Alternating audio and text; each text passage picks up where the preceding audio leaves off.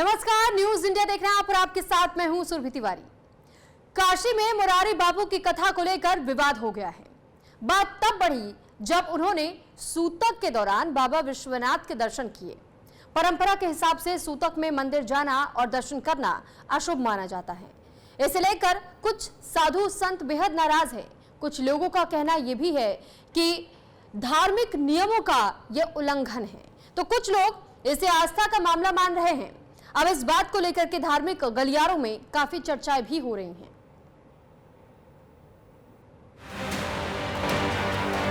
सूतक की परिस्थितियों में राम कथा कहना घोर निंदनीय है। भगवान का भजन करना, स्मरण करना, राम कथा का गायन करना, इसमें सुकून है, नॉट सूतक।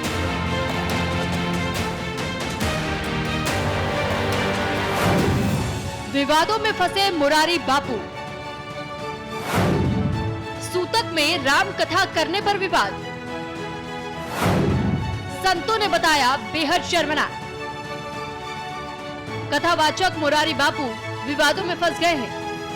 दरअसल वाराणसी के रुद्राक्ष कन्वेंशन सेंटर में शनिवार से उनकी 9 दिवसीय राम कथा मानस सिंदूर शुरू हुई। इस आयोजन के पहले शनिवार को उन्होंने बाबा विश्वनाथ के मंदिर में दर्शन पूजन किया। उनके दर्शन पूजन और काशी में राम कथा को लेकर विवाद शुरू हो गया। विवाद इसलिए हुआ क्योंकि 2 दिन पहले ही मुरारी बापू की पत्नी नर्मदा बा का निधन हुआ था।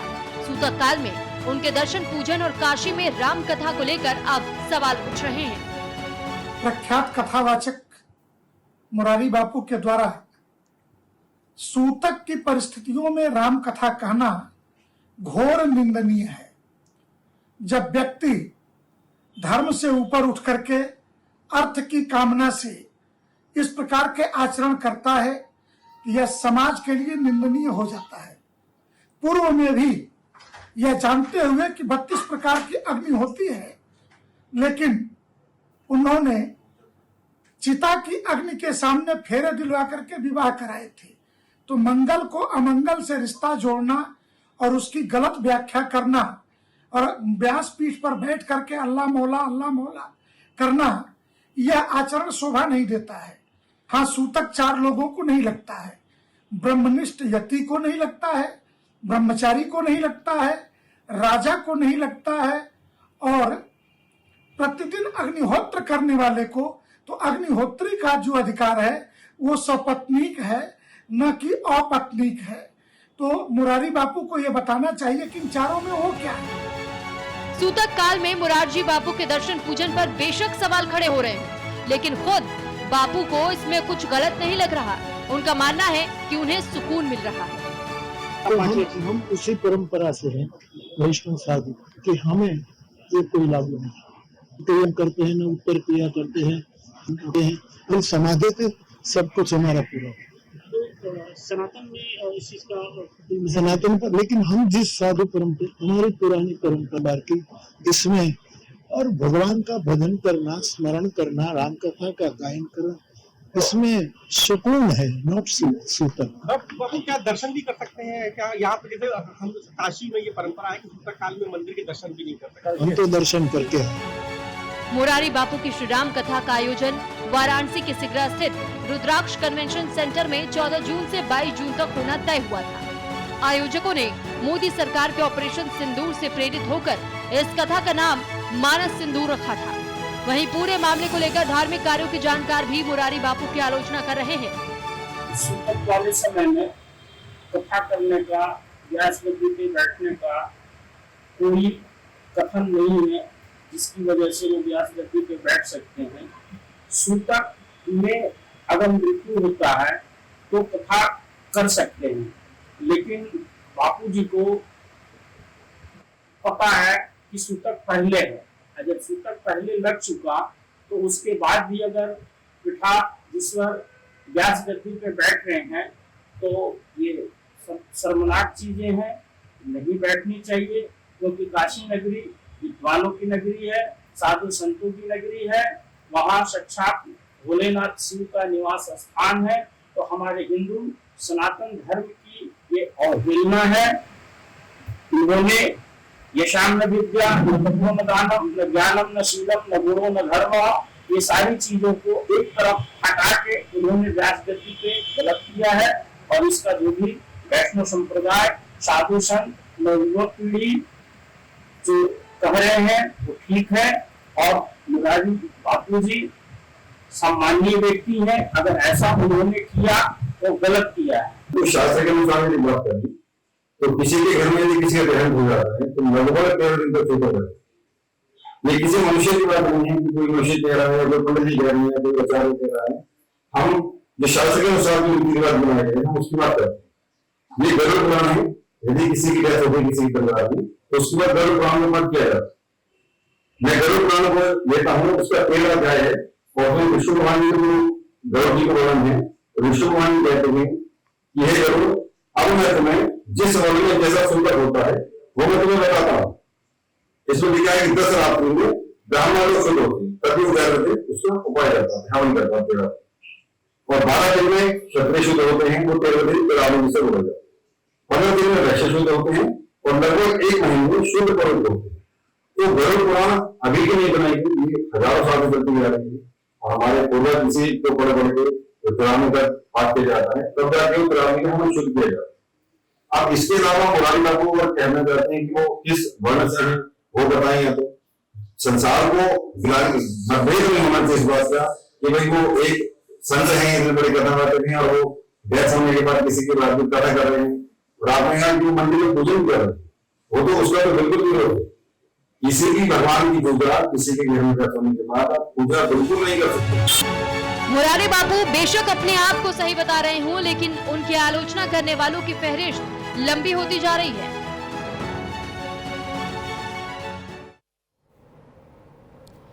तो वहीं इस बीच एक और बड़ी खबर आपको पहले बता देते हैं कि व्यास गद्दी से मुरारी बापू ने फिलहाल माफी मांग ली है।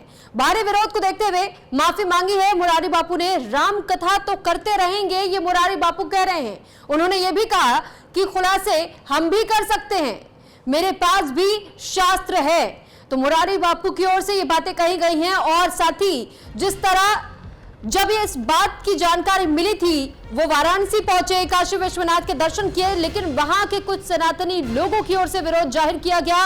और विरोध जताते हुए सबसे पहले तो उनका पुतला दहन किया गया और उसके बाद ये मांग की गई कि मुरारी बापू को इस बात का अंतर समझना चाहिए कि सूतक काल लगने पर, खास तौर पर जब अपने खुद के परिवार में किसी का निधन हो तो फिर ऐसे में सूतक लगता है। और कई संतों और महात्माओं का यह भी कहना है कि जिस तरह मुरारी बापू ने दर्शन पूजन भी किए, कथा का वाचन भी किया, तो वैसे में सबसे बड़ी आपत्ति की बात यही है कि पहले तो वो ये स्पष्ट करें कि आखिर वो किस कैटेगरी में शामिल होते हैं, क्योंकि 4 लोगों को केवल छूट होती है और उनके लिए ये सूतक असर नहीं करता। लेकिन क्या इस कैटेगरी में वो शामिल होते हैं? क्या उसी तरीके से वो अपने आप को सबके सामने पेश करना चाहते हैं? लेकिन ये स्पष्ट करना होगा मुरारी बापू को। और अब मुरारी बापू को लेकर के कई सवाल जब उठे तो उन्होंने माफी मांगी है। हम उसी परंपरा से हैं वैष्णव साधु कि हमें ये कोई लागू नहीं।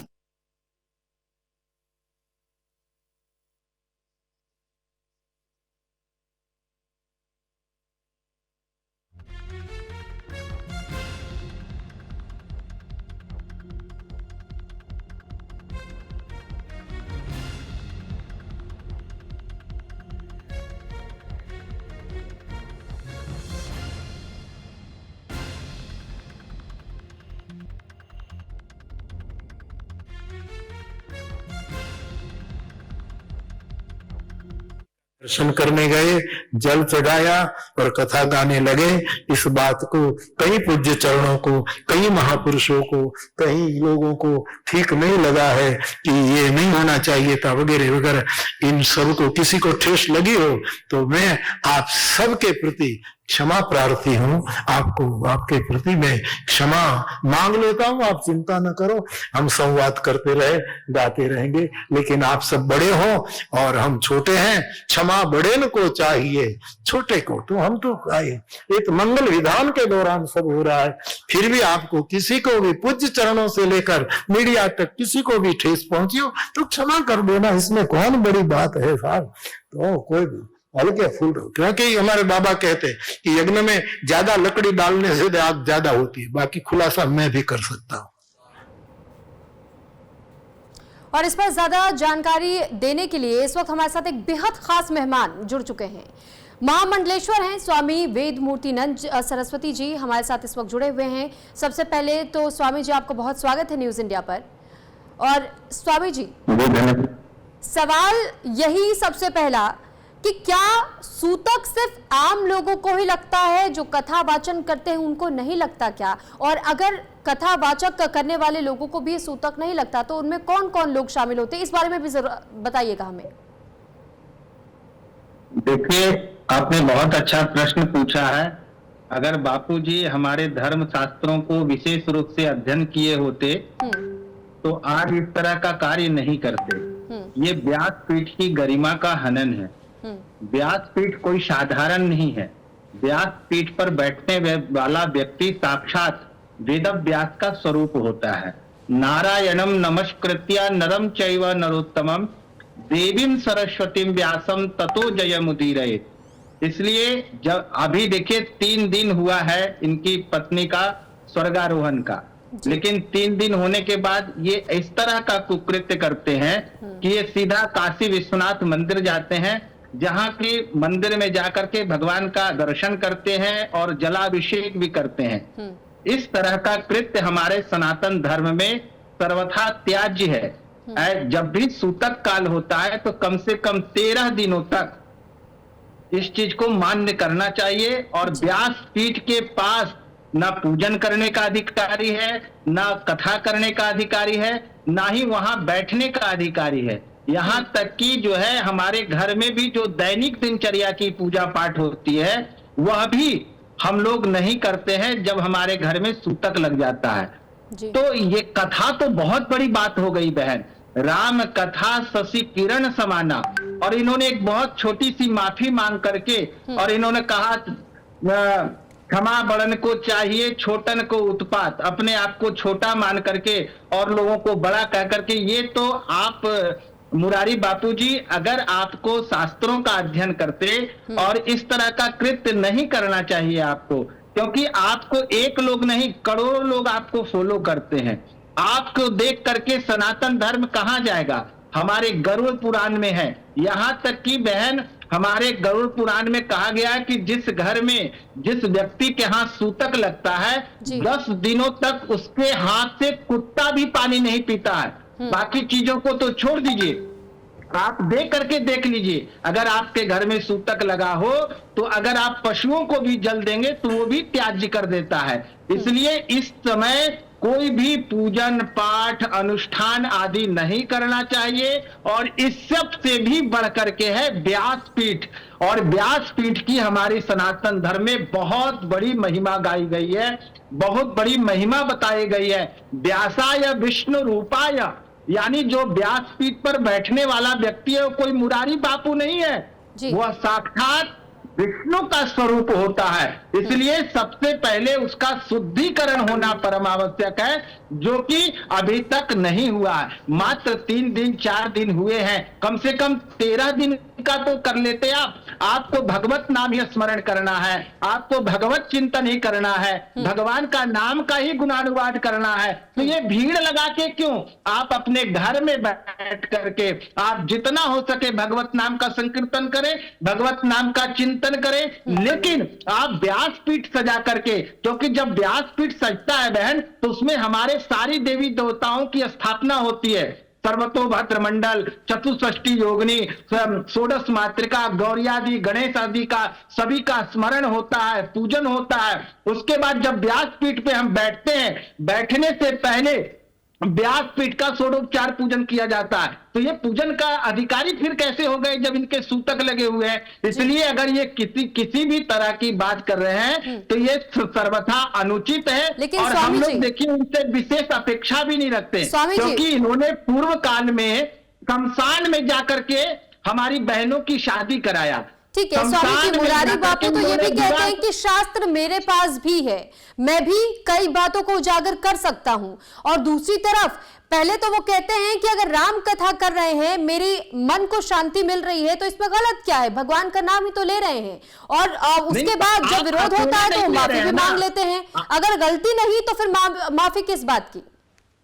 नहीं तो माफी इन्होंने मांगा है, लेकिन बहुत चतुराई से इन्होंने माफी मांगा है। ये आए दिन इस तरह का कृत्य करते रहते हैं। मैंने इनका पूर्व में 4 साल पहले मैंने इनका विरोध किया था, जब ये शमशान घाट में जा करके वर वधू का 7 फेरे निभा रहे थे और कह रहे थे कि अब जो है सनातनी जो है शमशान में जाइए और वहां पर वैवाहिक मांगलिक कार्य करिए। कभी कभी अपने व्यासपीठ पर ये अली मौला गाने लगते हैं, ला इलाहा इल्लल्लाह मुहम्मद रसूलुल्लाह गाने लगते हैं। यानी आप सनातन धर्म के कथावाचक हैं, आप व्यासपीठ पर बैठ करके आप किस तरह की बातें कर रहे हैं, समाज किस तरह किस ओर जाएगा। आपको सुनने वाले करोड़ों लोग हैं, आपके करोड़ों अनुयायी हैं। अगर आप ऐसा करेंगे तो करोड़ों अनुयायी भी उस धारा में बहेगी, इस बात की चिंता है। आप अगर कथा स्मरण कर रहे हैं, कथा चिंतन कर रहे हैं, भगवत नाम स्मरण करने करिए ना, कोई बात नहीं, घर में बैठ के करिए, जो हमारे सनातन की परंपरा है। सनातन की परंपरा है भगवत नाम का स्मरण करें। आपकी पत्नी दिवंगत हुई है, उनकी प्राणों की जो है, उन्होंने जो प्राण त्यागा है, उसके दिवंगत आत्मा की शांति के लिए जितना हो सके आप भगवत नाम का स्मरण करें। लेकिन वह 4 दीवारी के अंदर, ये नहीं कि आप व्यासपीठ पर बैठ करके हजारों लाखों की संख्या में लोग आपके अनुयायी बैठे, वहां पे सारी देवी देवताओं की स्थापना हो, पूजन हो और उसके बाद आप कथा करें, तो ये सनातन धर्म में नहीं चलेगा। इस तरह का कुकृत्य मान्य नहीं होगा। और वो भी वाराणसी की पुण्य धरा पे, जहां से हमारा कर्मकांड का प्रारंभ होता है। कर्मकांड की सारी चीजें हम सब वहीं से सीखते हैं, और उस धरा पे जाकर के आप क्या सनातन को मैसेज देना चाहते हैं? स्वामी जी, मुरारी बापू ने तो माफी मांगने के बाद भी व्यासपीठ से ये कहा है कि कथा तो होगी और इसके बाद एक क्षमा कथा भी, उसका भी वो आयोजन करेंगे। तो ऐसे में क्या माना जाए कि एक तरफ आप माफी मांग लेते हैं, एक तरफ आप अपने आप को छोटा भी दिखा देते हैं, बड़ों से माफी की उम्मीद लगाए बैठे हैं, दूसरी तरफ लोगों को संदेश देने की कोशिश जब आप करते हैं, तो किस प्रकार का ये संदेश है कि हम कथा करेंगे लेकिन इसके बाद फिर क्षमा कथा भी होगी?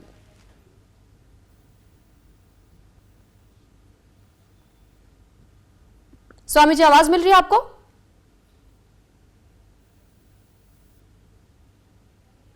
ये देखिए नौटंकी है और दादागिरी है। हमारे यहाँ कहा गया है समर्थ का कछु दोष नहीं। शासन प्रशासन इनका जो है मान मर्यादा करती है, तो इस तरह की बात करते हैं।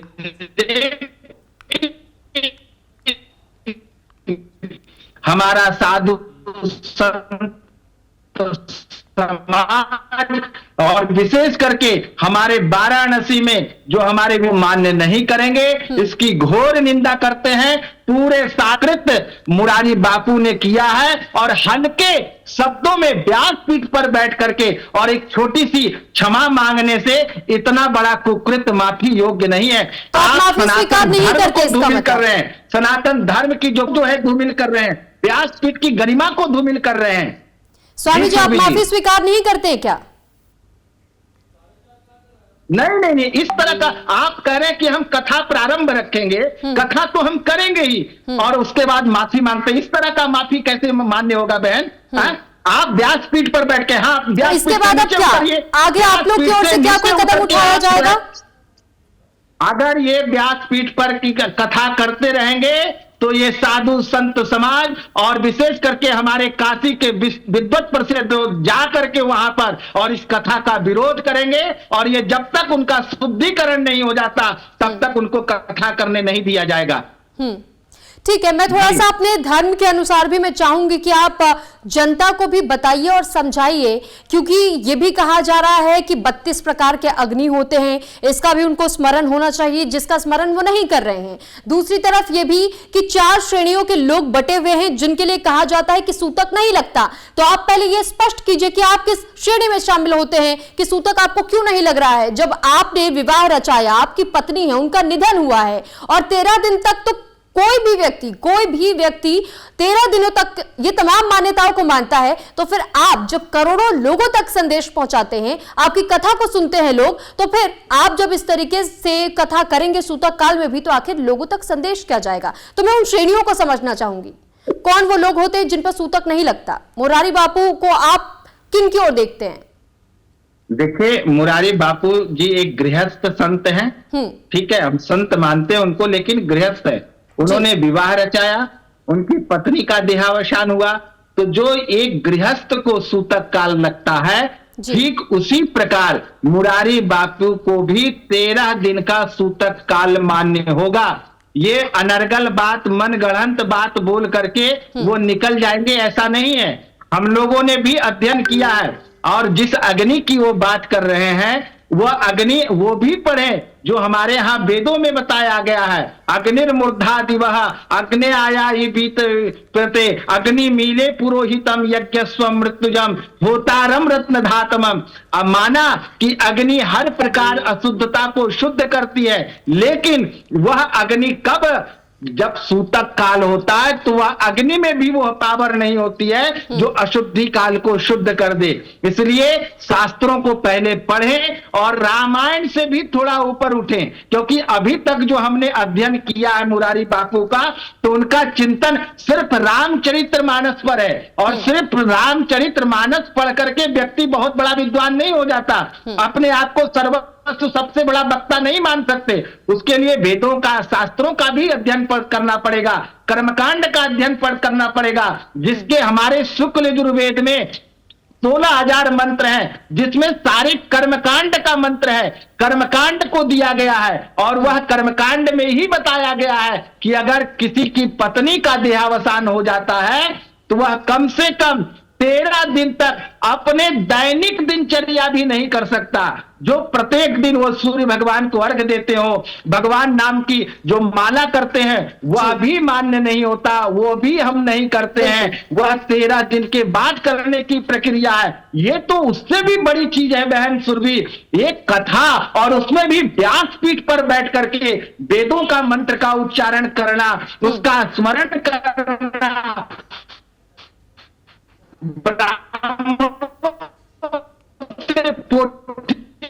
का पूजन कराना, ये सर्वथा त्याज्य है। ये सनातन धर्म और ये करोड़ों लोगों की मान्यता आपको है, तो मिल कर देंगे। उनकी जो कर्मकांड की पद्धति है उसका ही सत्यानाश कर देंगे। अच्छा स्वामी जी, अगर मुरारी बापू ये कह रहे हैं कि इसके बाद क्षमा कथा भी कहलवाई जाएगी, और उसमें वो एक तरीके से माफीनामा के तहत में ये कह रहे हैं कि क्षमा कथा का आयोजन करवाया जाएगा, मैं आपसे जानना चाहूंगी कि क्या कोई ऐसी वाकई में कथा होती है कि सूतक काल कट जाए, आपने जो गलतियां की वो क्या इस कथा के बाद वो सुधर जाएगी?